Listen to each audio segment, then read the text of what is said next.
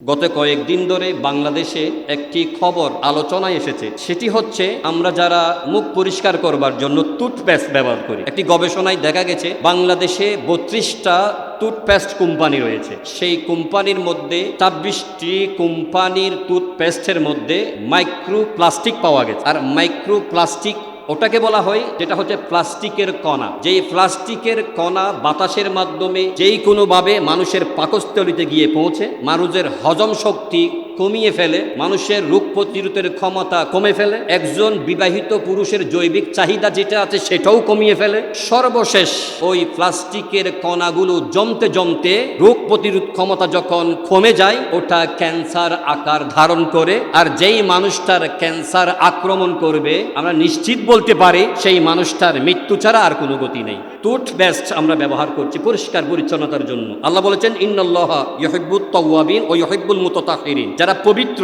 সবসময় মুখটাকে যারা সুগন্ধিযুক্ত রাখবে, দুর্গন্ধ মুক্ত রাখবে, তাদেরকেই তো আল্লাহ পছন্দ করে। তো এই মুখের দুর্গন্ধটাকে দূরীভূত করার জন্য আমরা পেস্ট ব্যবহার করি, অথচ এই পেস্ট ব্যবহার বিজ্ঞান আবিষ্কার করেছে। আর আমাদের প্রিয় নবী সাল্লাল্লাহু আলাইহি ওয়াসাল্লাম হচ্ছেন সকল বিজ্ঞানীদের সর্বশ্রেষ্ঠ বিজ্ঞানী।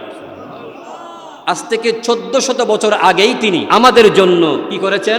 মেসওয়াক ব্যবহার করা সুন্নত করে দিয়েছেন। সুবহানাল্লাহ। মেসওয়াকের অনেকগুলো উপকারিতা আছে, শুধু উপকারিতাই আছে, এটার কোনো পার্শ্ব প্রতিক্রিয়া নেই। মেসওয়াক এমন একটি বিষয়, হাদিসে মুবারাকার মধ্যে ইবনে মাজা 289 নম্বর হাদিসে মুবারাকায় আমাদের সকলের প্রাণ প্রিয় নবী, সবাই বলি সাল্লাল্লাহু আলাইহি ওয়াসাল্লাম, ইরশাদ করেছেন আসসিওয়াকু মাতহারাতুন। মেসওয়াক হচ্ছে পবিত্র তিলফাম, আপনার মুখকে মেসওয়াক পবিত্র করবে, মারদাতু লিরাব্বি, এবং আল্লাহ তাআলার সন্তুষ্টি অর্জন করার মাধ্যম হবে।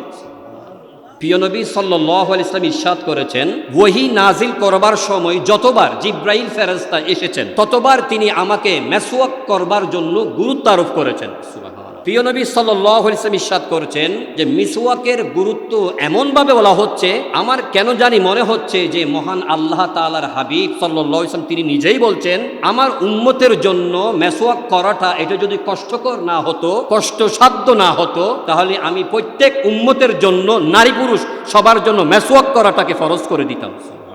মেসওয়াক হচ্ছে এমন একটি বিষয়, কোন একজন বান্দা রসুলের উম্মত তিনি যখন নামাজে দাঁড়াবেন ফেরেশতারা তার জবানের পাশে গিয়ে কান কর্ণপাত করে থাকে। সে এখন নিয়ত ভেদেছে সূরা ফাতিহা পাঠ করবে, সূরা পড়বে। যখন বান্দার জবান থেকে সূরা ফাতিহা পাঠ করার সময় মুখ থেকে দুর্গন্ধ বের হয়, তখন রহমতের ফেরেশতারা দূরে সরে যায়। এই কারণে প্রিয় নবী সাল্লাল্লাহু আলাইহি ওয়াসাল্লাম প্রত্যেক সালাতের পূর্বে মেসওয়াক করার জন্য সুন্নত হিসেবে অবধারিত করে দিয়েছেন। সুবহানাল্লাহ। মেসওয়াক হচ্ছে এমন একটি গুরুত্বপূর্ণ বিষয়, আল্লাহ তাআলার সন্তুষ্টি অর্জনের পাশাপাশি প্রিয় নবী সাল্লাল্লাহু আলাইহি ওয়াসাল্লামের সুন্নত আমলের পাশাপাশি যেই মানুষটা সার্বক্ষণিক মেসওয়াক করায় অভ্যস্ত থাকবে, মৃত্যুর সময় এই মেসওয়াক করার কারণে তার কালেমা নসিব হবে।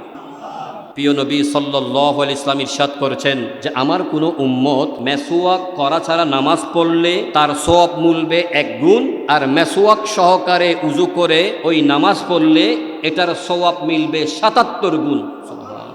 মেসওয়াক এমন একটা বিষয়, মুখের দুর্গন্ধ দূর করে, আপনার হজম শক্তি বৃদ্ধি লাভ করে, আপনার দৃষ্টিশক্তি প্রখর থাকবে, আপনার মস্তিষ্ক শক্তি সাবলীল থাকবে, সবসময় কাজ করবে মস্তিষ্ক ঠিক মতো। এভাবেই আমাদেরকে বলা হয়েছে। এবং মুখের ভিতরে যতগুলো দুর্গন্ধ বা জীবাণু আছে এই মেসওয়াকের কারণে সেগুলো ধ্বংস করে দেবে। সুবহানাল্লাহ। আমরা টুথপেস্ট দিয়ে ব্রাশ করি, কিছুক্ষণ আগে বললাম না, এগুলা যারা গবেষণা করেছেন ওনারাই বলছেন, অনেকেই তো প্রায় 20 থেকে 30 মিনিট পর্যন্ত পেস্ট দিয়ে দাঁতগুলো ঘষতে থাকেন, না করতেই আছে, ওনার সাথে কথা বলতেছে, এই কাজ করতেছে, ওই বিভিন্ন ধরনের সময়গুলো অতিবাহিত করে। আসলে এটা শিষ্টাচার, আদবের মধ্যে পড়ে না। আপনি ব্রাশ করছেন আর আমার সাথে কথা বলছেন, এটা আদবের মধ্যে পড়ে না। এটা আপনার ব্যক্তিগত কাজ, ব্যক্তিগত কাজে আপনি ব্যস্ত আছেন, আপনার আদবের মধ্যে পড়ে খুব দ্রুত ওই কাজ থেকে আপনি সরে আসা, তারপরে আপনি অন্যজনের সাথে কথা বলবেন। আমাদের অনেকেই আছেন হয়তো এগুলো না জানার কারণে এগুলো করে থাকেন, তিনি ব্রাশ করতেই আছেন, এদিক সেদিক কুশগল্পে ব্যস্ত আছেন, অথচ বলা হচ্ছে যতক্ষণ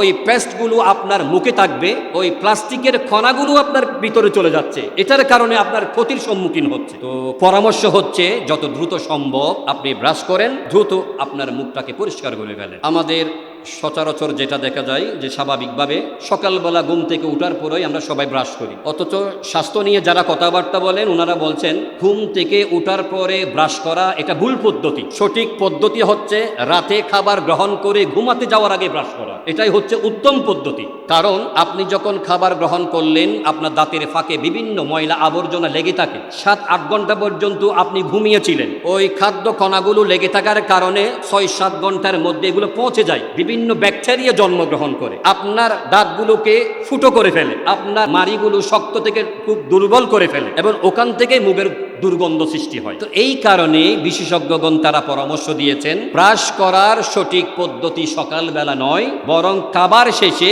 রাতে ঘুমাতে যাওয়ার আগে আপনি ব্রাশ করুন। আমার পরামর্শ এটা করেন আপনারা দৈনিক 1 বার, আর দৈনিক 5 বার প্রতিটি সালাতে দাঁড়ানোর আগে কমপক্ষে কয়বার আমাদের ব্রাশ করতে হবে?